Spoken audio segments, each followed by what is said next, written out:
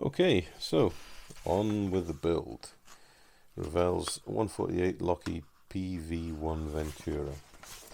So we'll worry about the colours later on. I usually always just like to get the plastic together and paint it in a block. So looking at part one, we're building up the pilot and co-pilot seat. We've got the cockpit floor, the rear cockpit bulkhead, and the control yokes, as well as a central instrument panel. We're also looking at bringing together the front instrument panel, engine controls, and then we're looking straight onto the rear tail wheel. So let's get the parts off the sprues. You'll have to excuse me, I have a very squeaky chair. Need to get some oil on the springs, so grab some sprue cutters.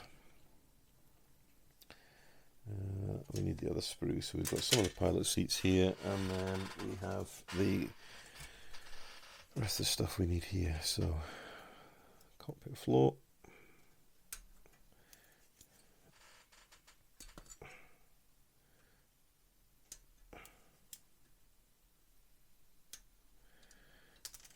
rear bulkhead. We'll get these two together first, and then we will look at the chairs. We are needing 139, which I don't think is that one. So we're needing the other chairs, and then we're needing, yeah, I do need the other sprue. So what have we got here? Chair 129, which is this.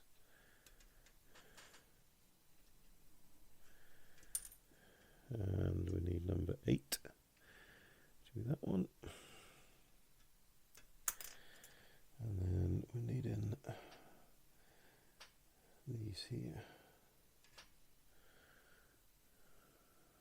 Okay, so 133 goes on the back,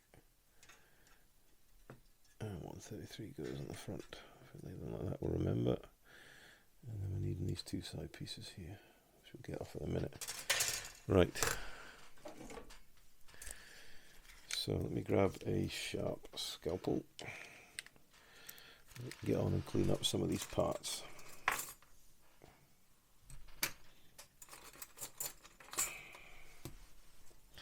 As we said in the review, it's actually really nice plastic.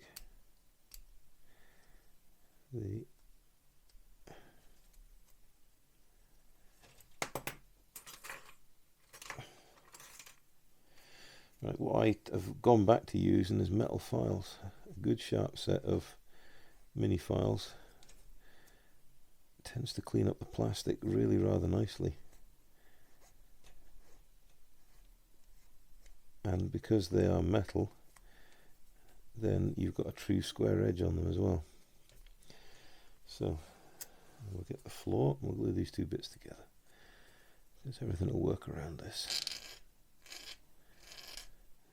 A good sharp file will cut through plastic very easily and clean away those sprue attachment burrs, no problem at all. There we go. And we've got one here too.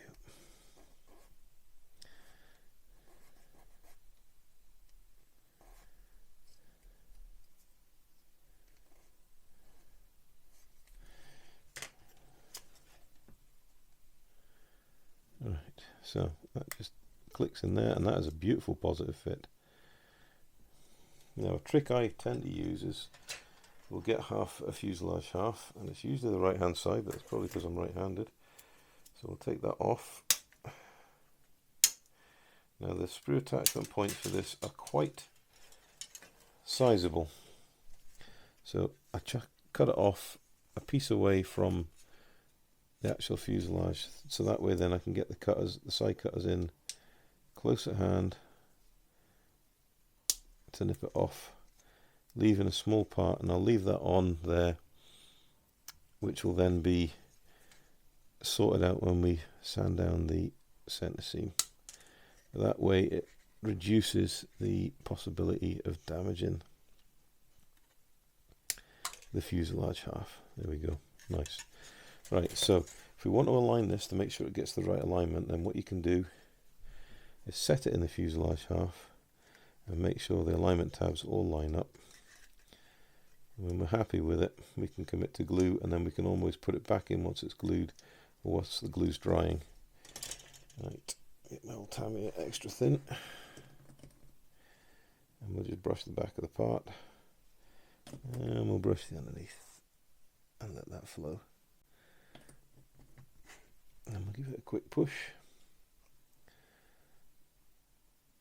so that plastic bites into one another. Push and hold, and then we'll get the part.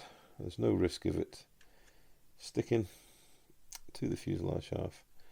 We'll just set it in. You see it's up against those alignment tabs there, and it's up against the low one, so we know whilst we're cleaning up and working with the other parts that that is curing up in the right position. If I'd leave it stay in there, of course. Right, instrument panel. Just come in here with a scalpel. Again, you shouldn't really cut towards yourself, but I've been doing this for so long, you know the pressure you need to use, and I'm happy to accept the injury if I cause it to myself.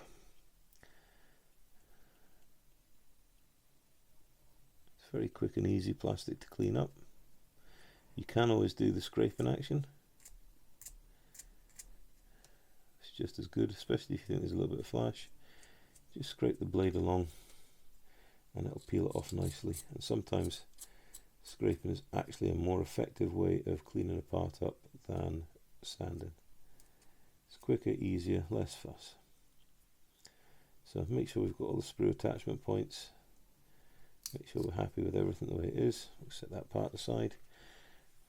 Second pilot seat. So gently come in there, slip the part off.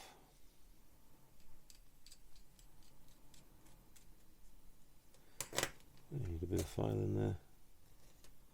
Being careful not to file the moulded in detail. If there's any burrs, take the knife, give it a scrape. And then we've got an attachment point here. This plastic's cutting really, really nicely. Now, I should just be able to line that up and put a nice square cut in there, cleaning off any burrs, and the same for that one. Right, I'm actually going to use extra thin quick cement, quick setting. So I'll just put a dab in each of those recesses.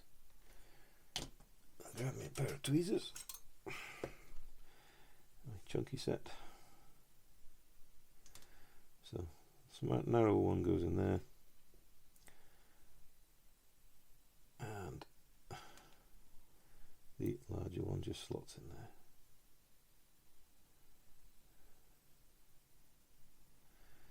Try and line them up, make sure they're all square.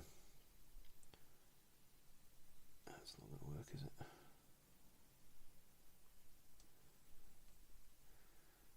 I do have rather large hands, so some of this is a little tricky for me. But time and patience gets you there. Right, happy enough with that. Now there were some Z frames to go onto that. So that's this parts here, parts 130 and 131. Right, 131 goes on the right hand side of the chair. So we're going to try and remove these as close to the part as we can, with right into the point of the sprue nippers.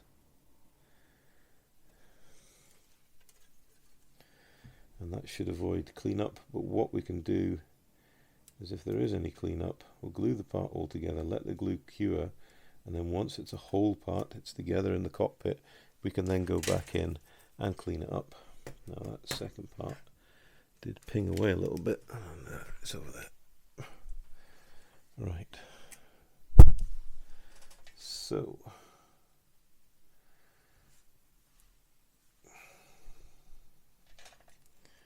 I have got my optivisor on because I can't see a damn thing.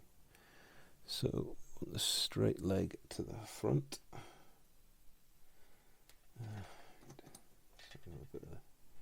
a little dab of quick setting on the attachment points, and try not to drop it, of course.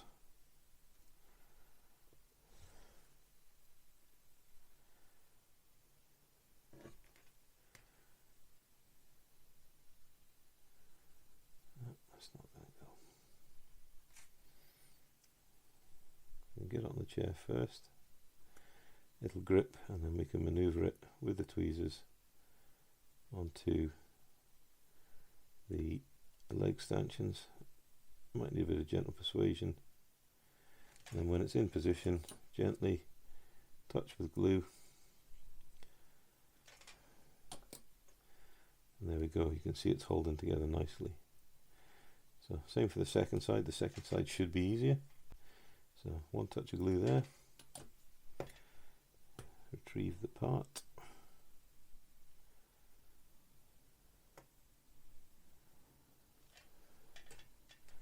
never goes easy because I'm being filmed.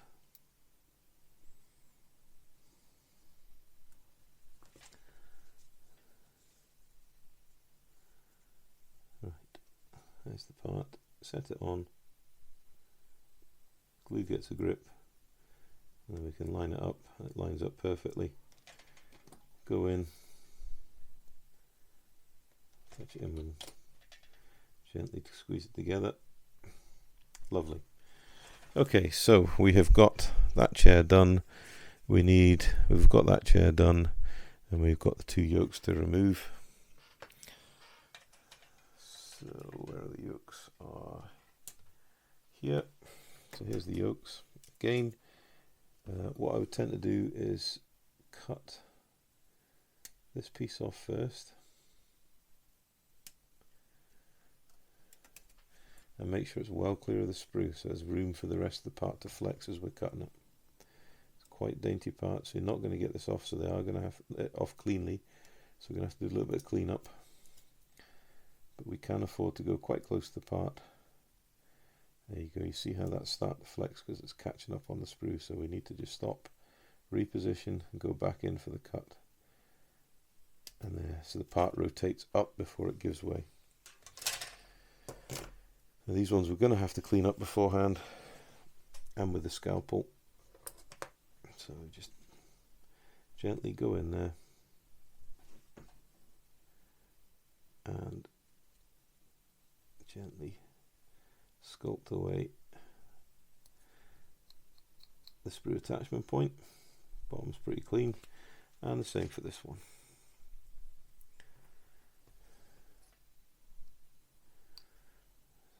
Gently sculpt it away with a knife blade.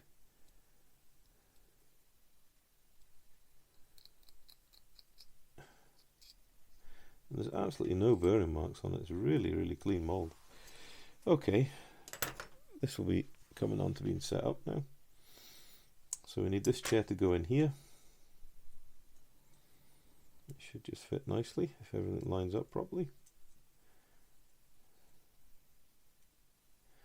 I think with an airbrush there's more than enough room to get all the angles to get this painted, so I'm quite happy to commit to glue and get it in.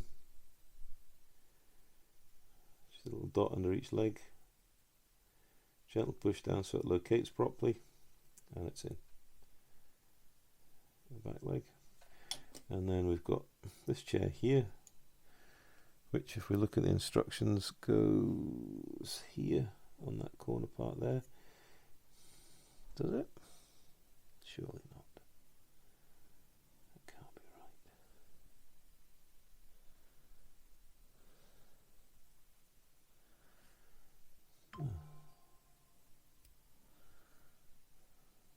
No, that chair goes on the back of the wall. That goes on there, like so. So that goes on these parts here, not there. So we can just come along and touch a glue either side there. And slide that chair on there like that.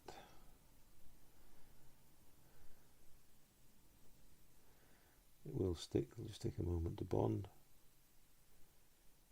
There we go. Tamiya quick setting glue really is rather nice. It does exactly what it says on the tin. Quick setting.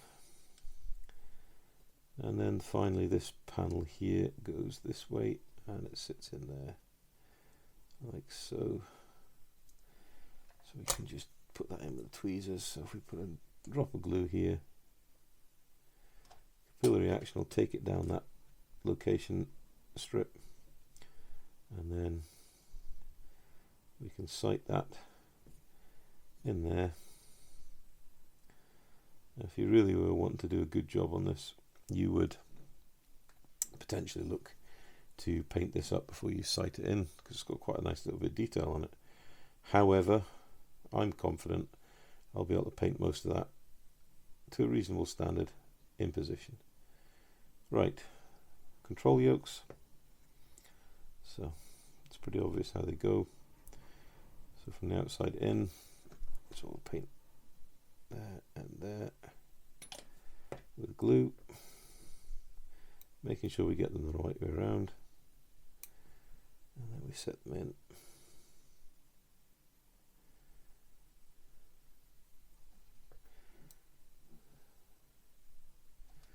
And we set that one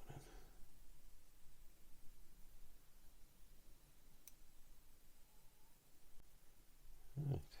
Make sure they're level. You can see that they're all level. Slightly canted forward, but I don't think that's a huge problem. Seems to be a reasonably neutral position. It's where they both want to sit. Right.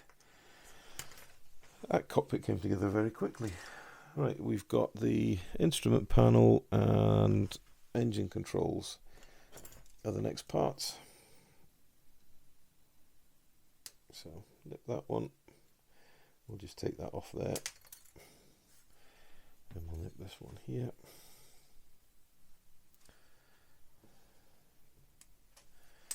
So if you use the point of the cutters, you can see there's less metal there to cause stress fractures in the plastic. And these are Games Workshop or Citadel. They're Citadel sprue cutters.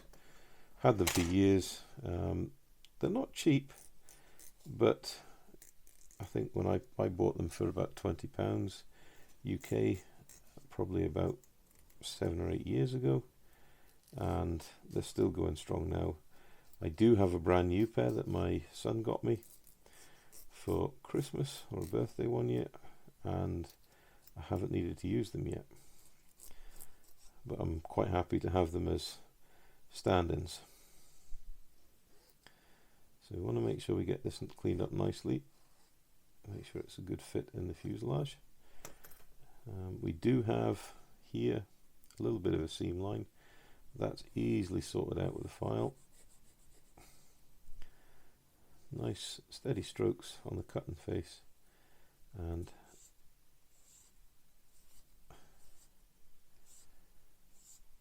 that's gone completely, and because it's such a sharp cut, it leaves a nice satin finish.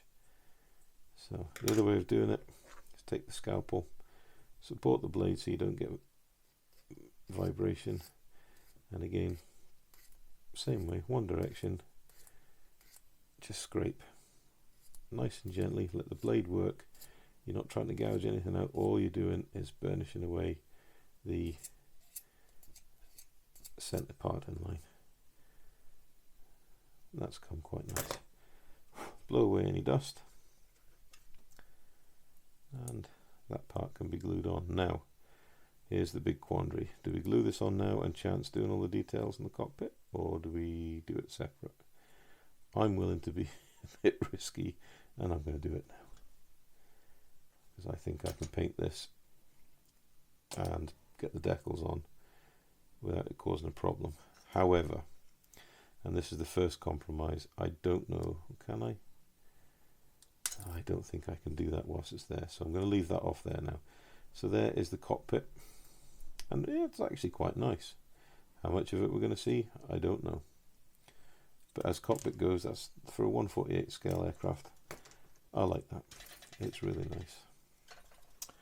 Right, so the next part was to do the wheel well. So that's part 56.